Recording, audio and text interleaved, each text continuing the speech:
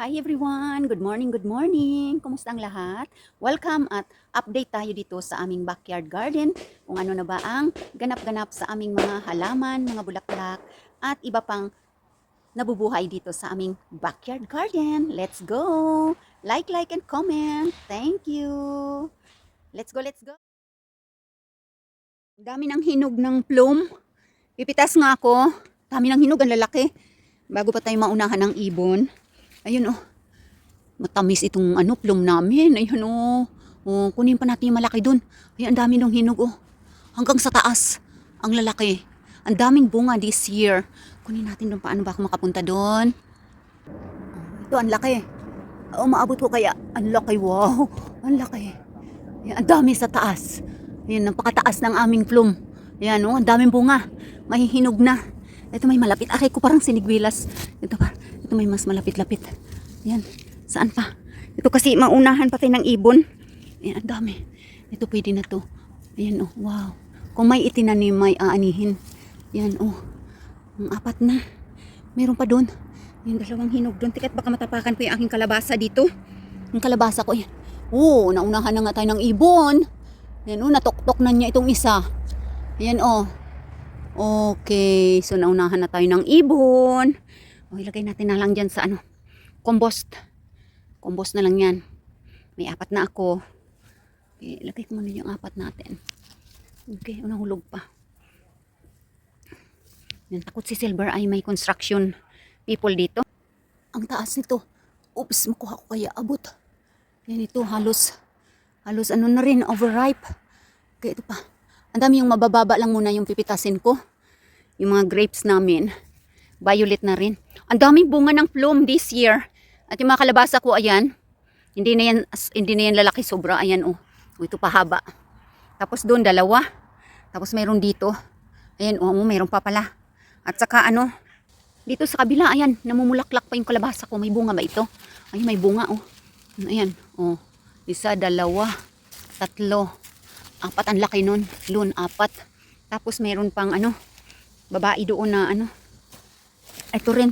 Ayan, oh, coming pa rin siya. At ito, 6, 7. Tapos ito yung lalaki. Tapos yung patatas, ay ito, 2 sako pa. Dapat maani na itong patatas. Ayan, ito inani ni paro-paro. So may 2 pa yan, 2 kasi na to. Yung mga stems niya, wala na. So anihin ko today yan. Yung mga plum. Ang daming bunga sa taas. Ayan, oh. Ang taas kasi. Oh. Ang dami hanggang hindi maaabot yun. Kailangan ko ng panungkit. Ayan, wow. At ito. Ayan, yun. Masarap na kalabasa yan. Hindi na lumaki. Ganyan, malaki dapat yan. Kaso, palamig na dito. Oh, mayroon pa rin pala dun, oh. Hindi na yan sila lalaki. Oh. Uy, may nahulog pa dito. May nahulog ng plum pala dito. Ano? Oh, kinain na ng snails. So, 2 na yung sa compost land. Ayun na siya. Parang sinigwelas, pero ang lalaki. Oh, may 2 doon. Look at that. Beautiful, di ba? Oh, ayan. At saka dito. Ayan, oh. At mayroon pa doon. Paano kung maabot lahat ang plum? Ang dami doon sa taas. Oh. Ang taas kasi. Ayan, oh. Kailangan ng panungkit yan. Or akyatin ko yan. Kaya mabali yung sanga. Ayan, so. Tikman natin mamaya. Hugasan ko muna. Ang lalaki. Yung libisya namin, oh, trying to make a flowering again. 3rd generation. 3, o kaya lang cold na kasi. Colder and colder na kaya. Ayan, 3 lang yung coming na bulaklak niya, oh. Samantalang dapat ang daming bulaklak ulit yan. Ito naman ang autumn flower namin. Iba-ibang kulay ito. Nako, snail. Nandyan ka na naman, nangunguna. Kinakain niya yung bulaklak. Ayan, oh. 3 itong autumn flower namin. Ayan, oh. Pa-over na rin. Ayan. Oh, ito. Bubuka pa to, oh. Ayan siya, oh. Kulay puti. Mayroon itong pink. Mayroong red. Ayan, oh. Autumn flowers. Tapos, itong mga ito ay patuloy pa rin. Silver, saan ka, bibe? Ayun, nandun ang pusa. At itong kalamansi, ayan, oh. Bagong mga saringsing. Ayan, oh. Nagsasaring siyang bulaklak ito eh. Silver ina ng flower ng kalamansi natin. Ayan. Dami siyang bagong branches. Papasok ito sa loob ng bahay kapag malamig na. Patapos na ang mga kabulaklakan namin. Silver, saan ka punta, bibe? Silver. Basa ang grounds. Kasi malamig paggabi. At itong mga lilia namin, ito lang natira. Patapos na rin. Lahat ayan. Natapos na seeds na lang. Mayroon pang kaming dito kulay pula. Yan naman ang yellow na. Paiban kakara. Very strong. Very strong flowers. Ayan. Natapos na. Ikaw snail. Ikaw talagang kumakain ng mga halaman namin. Ayan. Ito naman ang milyona ko. Namulaklak pa rin siya. Itong tiger lily. Ayan, patapos na rin. At oops, lumundag si Silver. Silver, basa yung carpet mo yata. Basa. At ito kang yellow flowers. Ayan Silver yung flowers. Ayan. Daming bulaklak niyan. Ayan. Andun. Tapos yung grapes ay violet na rin. Pero hindi ko pa siya pipitasin kasi maasim pa yan. Later pa. Yan, doon. Ang daming grapes.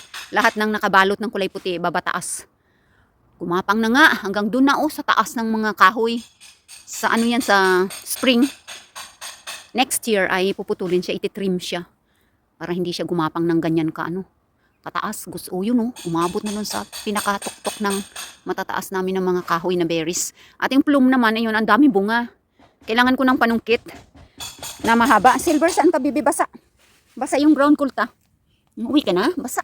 Dali, uwi ka na doon. Basa, nandun yung carpet mo na kulay pink. Doon ka na. Doon ka. Dyan ka. Basa din dito. Basa yan dyan. Baka dry yung carpet na yan. Kapag nandito ako sa labas or may nagbabantay sa kanya, kahit nandyan yung mga trabahador dyan sa bubong, andito yan lumalabas. Ang aking turnips naman, naglakihan ng husto, may mga laman kaya yan. Pag yellow na yung dahon yan, naglakihan na talaga. Pag yellow na yung mga dahon nito, pwede ko nang tingnan kung kinakain ng mga caterpillars din yata ito. At ayan may mga sirang dahon or yung snails. Tapos na, pautom na. Oras na naman ng clearing up dito. Yan. Naglakihan ang aming mga halaman dito. Umahabol pa rin sa little worm. Pero malapit na yan silang maging yellow. Mga dahon malalagas na. Ang daming grapes. Ayan, hanggang doon. And yung plum, ang dami ko nakuha na. Ang tamis. At saka ang lalaki kaso ang taas. Kailangan ko ng panungkit dyan. Bibili na naman sa sa store ng panungkit para masungkit ko lahat yan. Ang tatamis. Kasi sisirain na ng ibon, mga hinog na At itong mga ubas naman, ayan pahinog na. Pero maasim pa yan. Gusto pa mag-violet pa siya. Sobrang dami. Sana hindi anuhin ang mga ibon ang dami. Agad doon yan sa taas. Buti na balot ko. Kasi kung hindi, mayroong doon. Merong hindi nakabalot pala doon. Ayun, sana hindi tuktukin ng ibon. Ayun, meron hindi nabalot doon.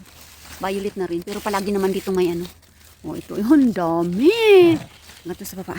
Palagi may trabahador dito. Yung nagpapalit ng mga bubong ng aming mga bahay dito. Kaya, nakita ko yung magpay dito nung nakaraan. Dito ang buti na lang nabalot ko talaga. Mga violet na hanggang doon sa taas. Yan.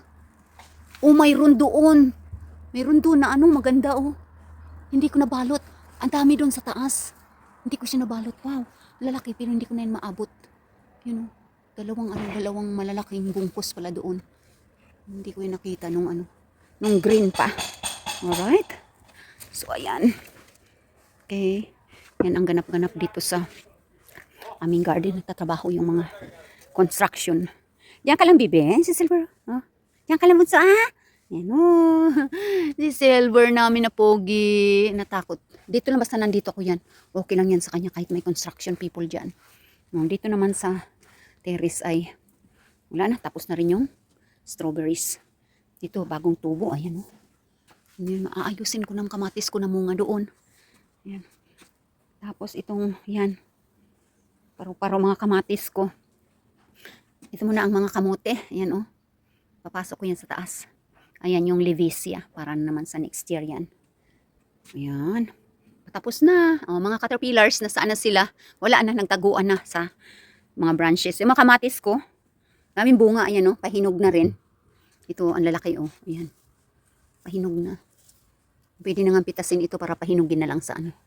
Sa dark room. Ayan, mahihinog na yan siya. O, ano pa ba? Ayan ang rose. Ito tumaas na ng husto. Ayan, so maraming salamat sa inyong pag-watch. Si Silver umiinom na ng water. Mamaya aanuhin ko na yung patatas ko. Yung nasa sako lang. Pero yung nasa lupa, hindi ko muna anihin kasi hindi pa yellow yung mga dahon niya. Ayan, so thank you for watching guys. Dito sa update ng aming backyard garden. Pautom na kaya parang ang lungkot na. Kasi nga, pag yellow na lahat yan, brown na lahat ay clearing up na, lilinisin na. Wala na naman kami makitang mga halaman. Sa kabila, namumulaklak pa rin naman yung kanyang mga tanim-tanim ni Lola doon. Ayun o, namumulaklak pa rin. Yan, pag naging yellow na lahat yan, linis na naman dito. Puputulin na lahat, lilinisin, ilalagay na sa lava yung mga branches or sa kumbos land. Tapos clear up na bago bumagsak yung snow sa November. Pero hanggat green-green pa sila dyan, hayaan na muna dyan. Kasi namumulaklak pa naman sila. Okay, so ayan ngayon. Dito sa aming backyard garden, mayroon doon sa taas na dalawang malalaking bunch ng grapes na hinog na. Paano ko kaya makuha yun?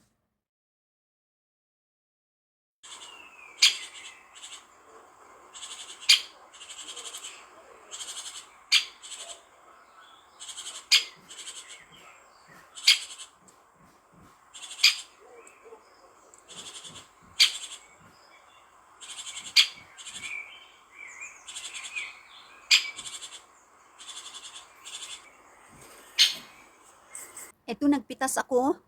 Yung pinakamataas. Nahinog na kasi. Baka kainin ng ibon doon sa taas. Yung hindi ko natakpan. Tumuntong ako sa upuan. Kinuha ko na lang. Kasi kapag naumpisahan nilang sirain ito, nasa taas. Madadama yung mga iba pa na nakabalot ng cloth saka plastic. Yan, so matamis na siya. Yan, snacks. Kung may itinanim, may aanihin.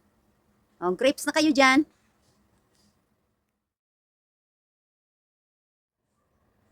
Thank you so much for watching guys. At wala akong ayos today. Ayan, kagigising lang. Shout out sa aking mga members. Ayan, si Irene, si Haring Solomon, si Lalab Nerissa, KCB, si Basil Beroya, Miley Leia, Sissy Tres Butterfly Lover. Thank you so much sa inyong lahat, members, and of course, sa viewers at sa aking mga subscribers. Thank you, and have a nice morning. Good morning from Finland. Thanks, bye-bye, and see you again next time. Mwah. Bye!